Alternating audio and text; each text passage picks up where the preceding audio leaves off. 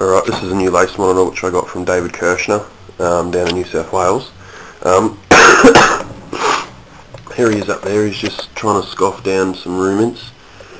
And this whole enclosure is actually a big tunnel system, so he can get from his food to the hotspot to a hide, all via without being seen. However, early mornings like it is now, from about 6 o'clock onwards, he'll allow himself to be seen on the hotspot.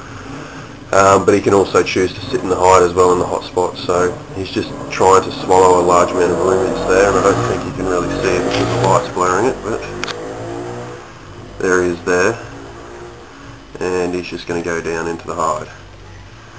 Now this enclosure's 900 wide by 100 high and 600 deep.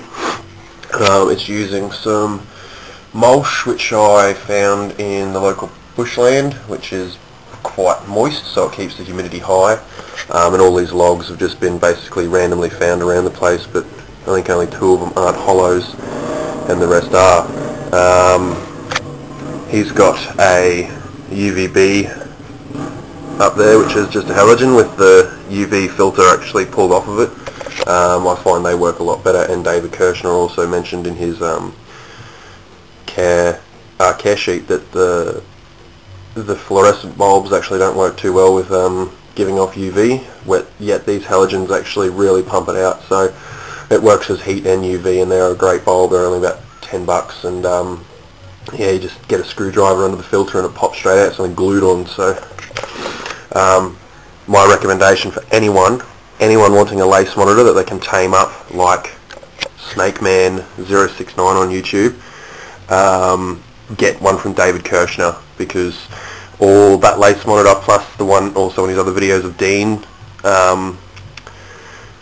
lace monitor are all from David Kirshner, and this little fella, from seeing other small laces compared to this guy, is actually quite tolerant of someone sort of sticking their hand in the enclosure and putting food into the food bowl instead of scurrying off. He'll just sort of sit there and then check out what you're doing. So he comes out quite often, to be honest. He will, from about 6 o'clock in the morning when I get up, he's awake and in the hot spot, and I'll be moving around in front of the enclosure getting changed and everything, and he'll just be sitting there watching, and then when I come home at about 4 o'clock in the afternoon, he's not there. But from 6 until I leave in the morning, like this morning, he was out at 6 AM, and it is now 9:30. It is now 9:30, and he's still out running around. So,